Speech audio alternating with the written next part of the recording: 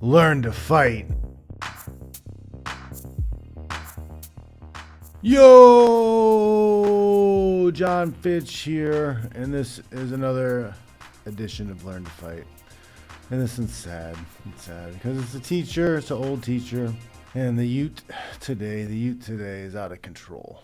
I believe this is a school in Texas, so it's kind of surprising. I thought they had better manners in Texas.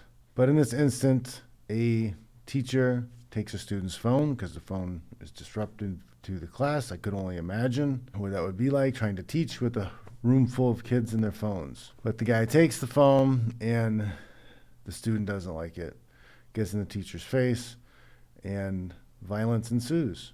This video is an example, once again, of why we cannot let people get too close. Like Uncle Shale says, I can't let you get close. I can't let you get close. You got to have barriers. You got to put something between you and them. You can't let somebody within arm's reach in a step. If they can reach you from arm's reach in one step, if they can step and touch you, it's too close because that's punching range. You need your barrier up. You need your hands up. All right, we do this, the peace hands. I've had this told to me that was what's taught to some people was called peace hands. I just say, show them your palms because it's less threatening, right? I don't have weapons. I don't want trouble. Create a barrier. Somebody's getting into your face, getting close to you, your barrier comes up. You do not let them make contact with you. In this situation, this teacher let the student get too close and did not read the other signs. I think the hand positions of the student indicate that he was looking to fight because he had his hands up. He had his barrier up, but he had his knuckles showing. So he looked like he was ready to, or he looks like he's ready to fight, right? He looks like he's ready to do something. So see if you can see the tells and why this teacher should not be standing this close to a student in this situation. Let's take a look. So you see the teacher talking to the student here. He's got his hands up in the way. He feints going away real quick here, and then boom, he loads up that punch, and then it's on. And this will just keep replaying.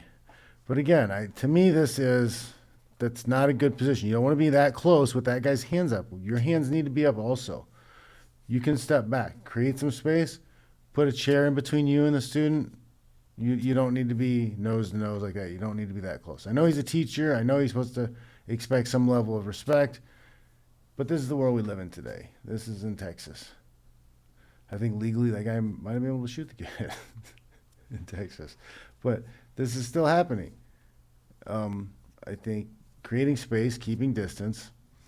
Again, a little bit of clinch work, a little bit of grappling. Oh, everybody's going to have a panic attack. Can do something here. That student gets to your face, he gets too close, your hands come up, you take a step back. You create space. Say, I don't need you to get too close to me when we're having this talk. You can speak to me from that range.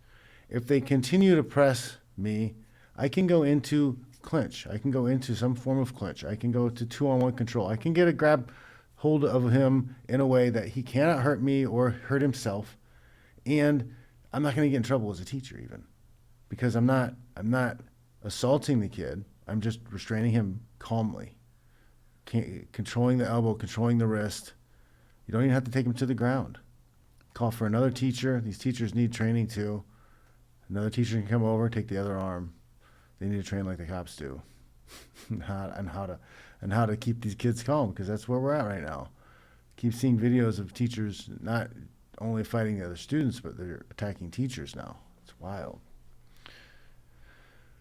But you can see this guy's irritated, he's agitated.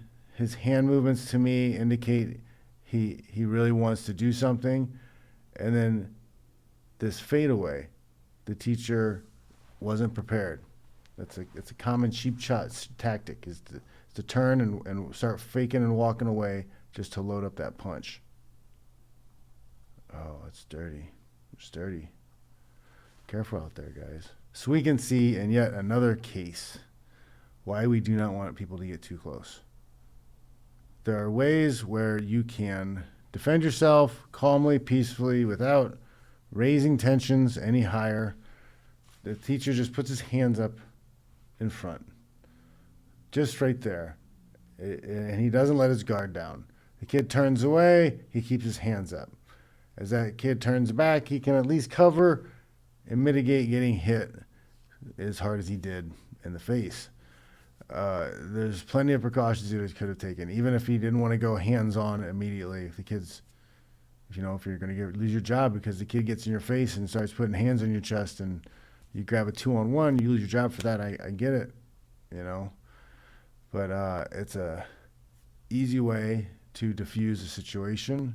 Doesn't take a lot of skill, doesn't take a lot of strength to get to those positions, and especially if you're really thinking that you're at risk of getting hit, you're better off tying that person up and having other help come, because it looked like there's plenty of help around in that situation. Be safe though, guys. Be safe, because I tell you what, this doesn't happen if that teacher knew how to fight, if that teacher trained, if the teacher looked like he knew how to move. If more people knew how to take care of themselves, this would be less common. Because you have a bunch of bullies picking on people who can't defend themselves. That's what's going on, I think, today. There's less people capable of defending themselves, or less willing to. You gotta stand up for yourself, guys. No one else is going to do it. No one's coming to save you. It's all up to you. Right? Get to a gym, get some training in. Muay Thai, boxing, jiu-jitsu, MMA. Find something. Judo. Something's better than nothing as long as there's sparring. There's some live sparring. You can use my programs below. I've got the Intro to Practical Self-Defense as a free one, so you can get started on that right away. And then I also have my Practical Self-Defense course available. You can get some buddies together, go through that stuff, practice. This guy would have benefited hugely if he would have taken that course. Big time. Wouldn't have gotten that knuckle sandwich. Nope. All right? Don't be like that guy. Get some training. Be prepared. Be ready. There are a lot of emotional people out there who will actually commit acts of violence against you because they're so emotional about losing their phone. It's wild, man. Be safe. I'll check y'all later.